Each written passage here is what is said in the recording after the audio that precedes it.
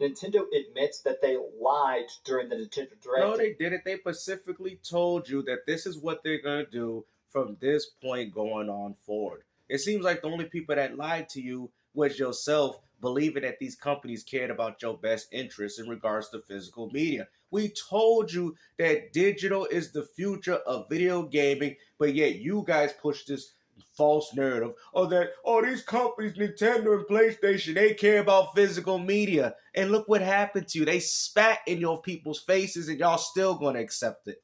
About how Switch 2 games work, and this is scummy. And I want to just kind of... Oh yeah, it's so scummy. Coming from the same guy that robbed his girlfriend. Let's also talk about the fact that you spent $700 just so you could play some enhanced games that you still had to pay $10 for. What are you talking about, bro? I find it so funny. Oh, yeah, we going on this rant. I find it so funny that you PlayStation fanboys want to go against these Nintendo ones. Now, I'm not defending what Nintendo's doing, but I find it quite ironic considering that y'all did the same thing. You picked up a PS5 Pro for enhancements. You spent $700. You want to talk about physical? That means you would have to spend $800 just so you can carry your catalog games over. And what's even more laughable, you have to synchronize the disk drive for online.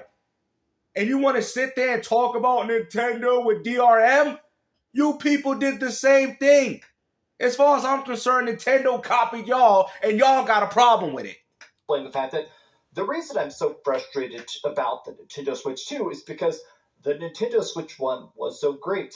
The games were cheap, it had a great battery life, it's got a good screen. I mean, this thing was $300 when the Nintendo Switch originally came out, and now the Switch 2 is probably going to be almost... This is rage baiting at its finest, man. And like I said, man, if you're one of those gamers like me that had this same stance from the beginning, I have no problem with you. But I'm not going to sit here and have these PlayStation fanboys talk about, oh, look at the Switch. Y'all doing this for these little marginal upgrades, considering that you pay $700 to $800 for a Pro. The disc drive is literally DRM for every single game that Sony decides to make on it because you have to synchronize it online. What are you talking about, bro? I don't get it, man. Now, if you're one of these other dudes, that's fine. But as far as I'm concerned, I notice a lot of these ponies coming out the closet talking about this garbage. That almost every Nintendo Switch 2 game is going to be a code in a box.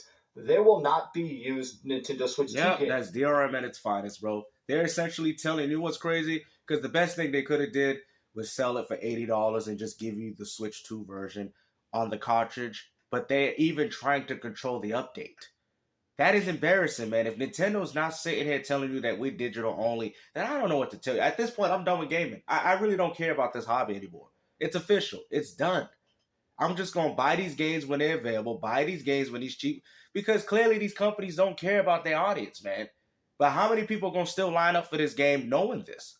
You know what I mean? You're essentially buying a Switch 1 version of the game, and the Switch 2 upgrade is essentially a $20 patch that you people are paying for on top of the new console that you get. Bro, this is ridiculous, man.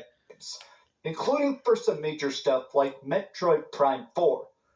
This sucks, but let me explain the situation, and let's take a look at the official statement. Pathetic upgrades. The fact that... Oh, really? We got a PlayStation fanboy talking about pathetic upgrades. I know people said the same thing with the Pro, but y'all justified the $700 to $800 price tag. This is what I'm saying, man. It's the hypocrisy. Like I said, I have no problem with people touching up on this, because that's exactly what I'm doing. But I find it so ironic that the same people hating the Switch and what they're doing with upgrades and digital, content or whatever have you, are the same ones that did it on PlayStation, though.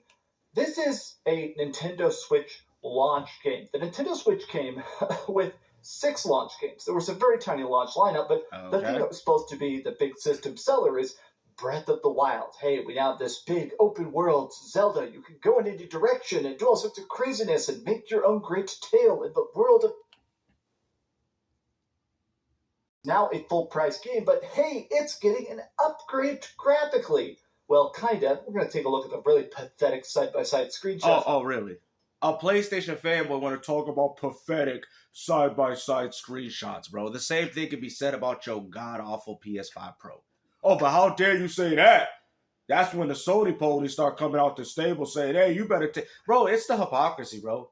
Because you guys want to sit there and get mad at Nintendo for doing it. Like I said, and rightfully so, but y'all did the same thing on PlayStation, though.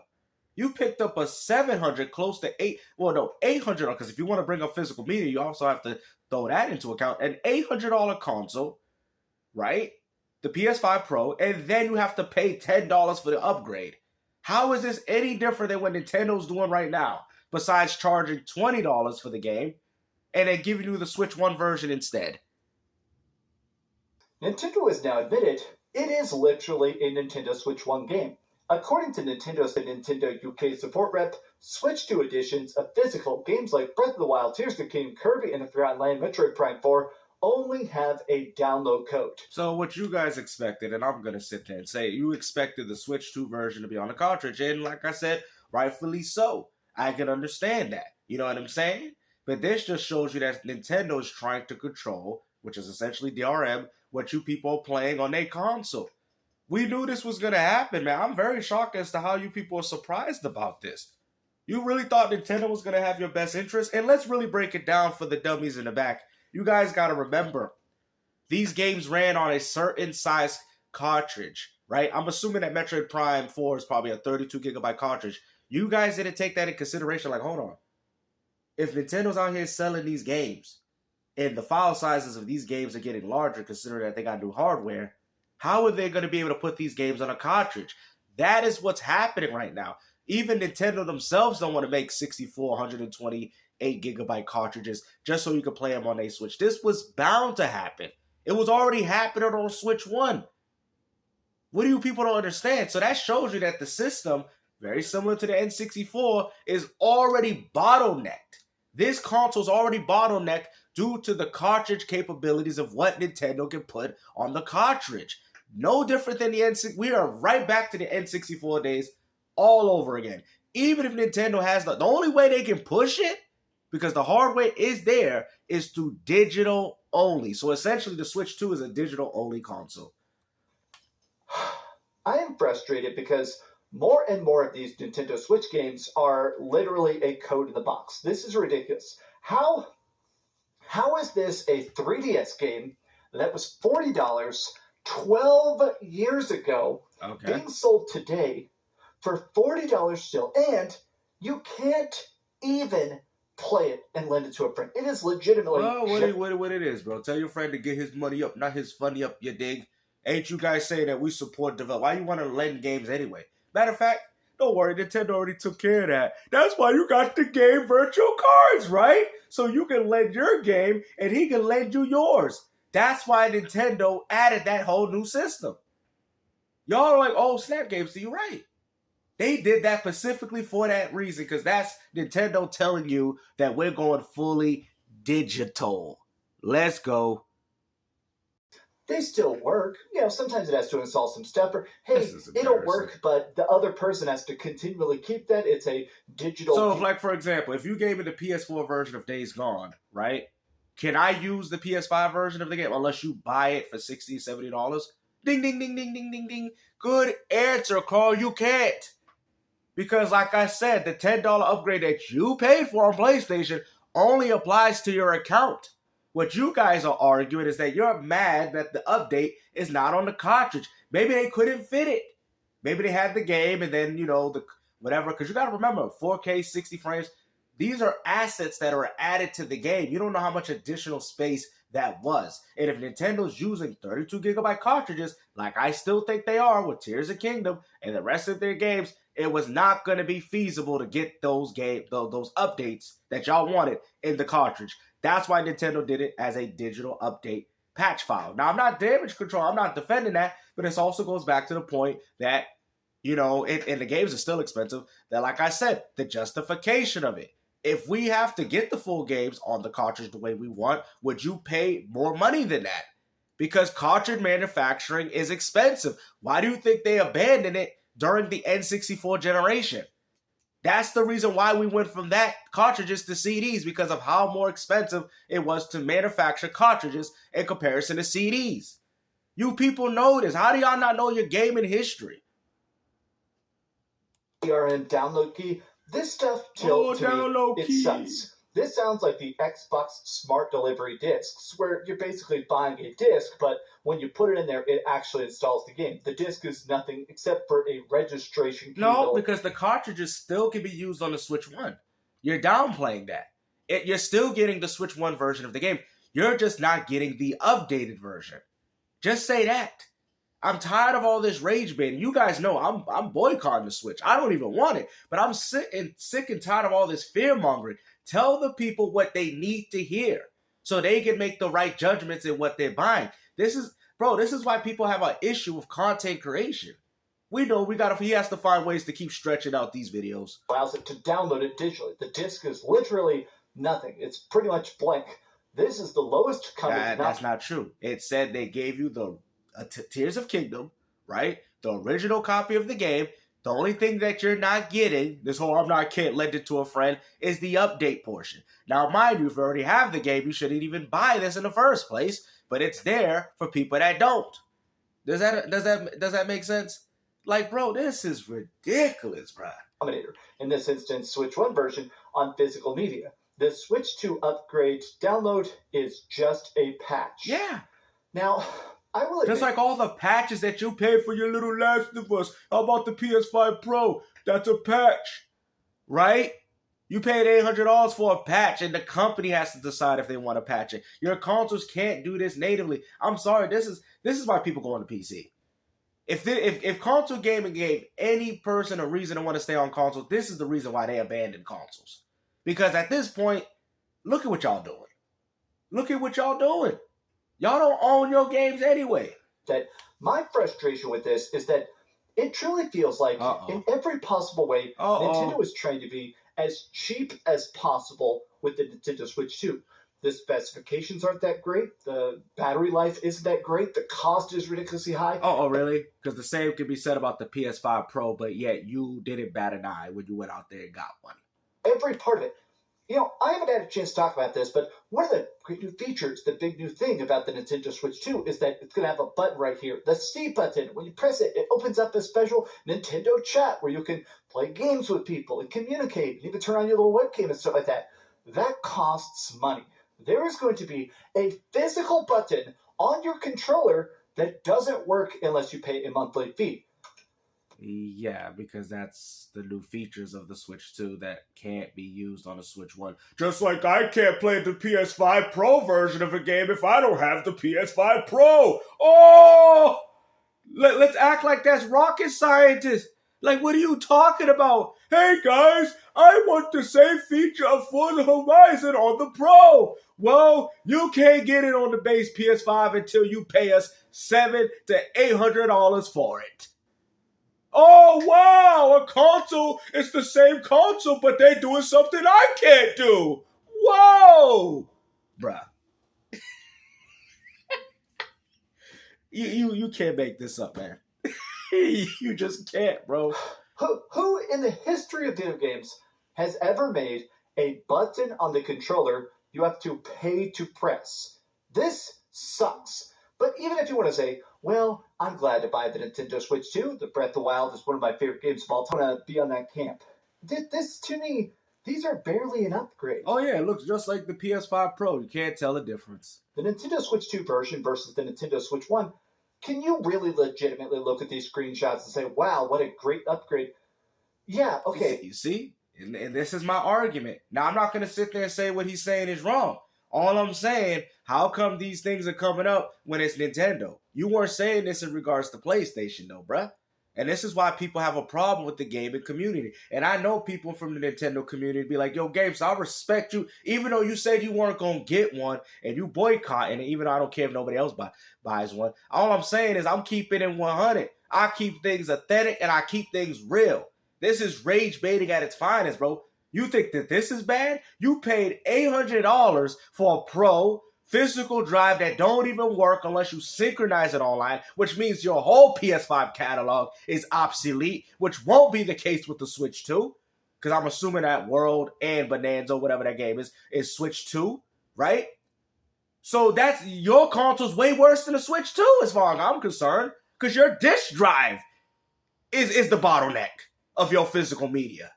it's got better frame rate. Okay, that's fine. Apparently, it's got slightly better resolution, but this 1% clear shield... 1%. He wasn't saying that with The Last of Us Part 2 remaster, was he? A little bit clearer dirt.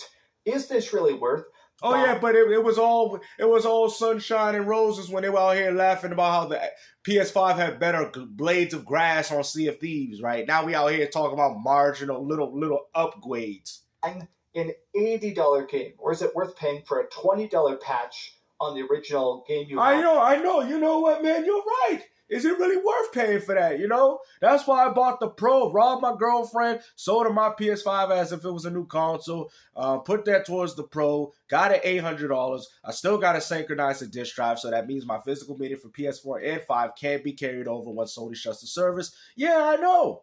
You know what I'm saying? All for that Pro label.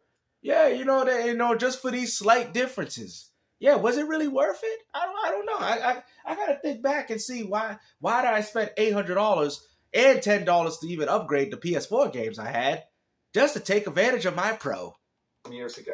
This to me, I feel like I'm getting increasingly frustrated about the fact that the Nintendo Switch 2 feels like so overpriced and... Oh, really? Coming from the same guy that picked up the PlayStation 5 Pro. Honestly, one of the things Nintendo has done much better than the competition is a lot of times Nintendo did seem to care about the gamers, about putting stuff out. They never cared. What are you talking about? You think companies care about you?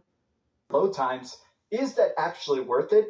Everybody's basically been talking about, from the GameCube filters to every part of this, the Switch 2 feels lazy. The Switch 2 feels like, honestly, Nintendo is trying to do the absolute bare minimum.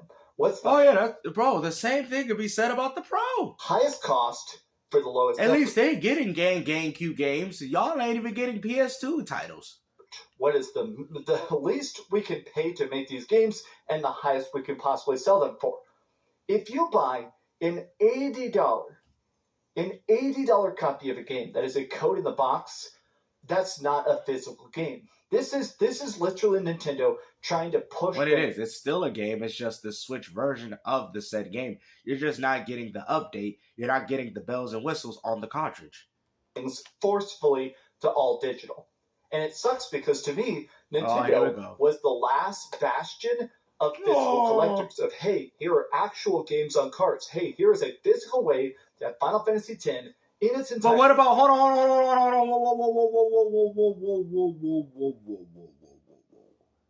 You want to sit there, hold on. You're holding a copy of, and I have this game, a Final Fantasy X, but where's... So you're right, though. 10 is definitely on the cartridge, right? He's right about that. But what about 10-2? Oh! What about 10-2? Last time I checked, 10-2 ain't on there, bruh. So you want to sit there and talk about, Nintendo, they were... What do you mean? 10-2 ain't on that cartridge. That is on DRM. And play the hell out of it. Oh, sorry. Guess that's now inert. Yeah, what about... Yeah, same thing like 10-2. Nintendo, please let this just be a giant misunderstanding. But if you were actually selling Nintendo Switch 1 games inside of Nintendo Switch 2 cases, to me, that's stupid. And honestly, it does feel deeply, deeply misleading. No, I just think you guys have misled yourself. You believe the false ideology that these companies have cared about you. They don't care. I've told you that they're pushing, game still with another W, that they're pushing for a digital all future, and we clearly can see that. Okay? We can clearly see that. Even Nintendo's doing it, bro. I told you, we ain't even at the... Bro, I told you we was in the infancy stage, bro. Look at that. Y'all like, damn, Games, you did say that, though. I remember. You said we were in the... And look at what they doing right now. So do y'all still believe what y'all believe now? I'm just saying. It's over, bro. Your whole PS5 is DRM, bruh. The disk drive, you have to synchronize it online. Your whole PS5 catalog is on the service, as far as I'm concerned. Like, y'all done. Now you see why people go on the PC. Now you see. But I'm telling you, once you go to PC, they're going to do the same thing on there, bruh. This is what y'all don't get. PC is not, it's like I said, it's temporary. They're going to control your purchases on there too. Watch. And this is when the ecosystem kicks in. And this is what I was trying to explain to you. But hopefully you guys enjoyed this video, man. Like I said, I just don't like all the fear mongering, all this like I said, all of these PlayStation ponies say, like I said, nothing wrong with what he's saying, but I find it so ironic that you didn't say that for the PlayStation. But like I said, let's keep things consistent here. Real gamer, true gamer movement. That's what we do. Gamester with another W, always providing y'all with the truth. Take care. Peace out.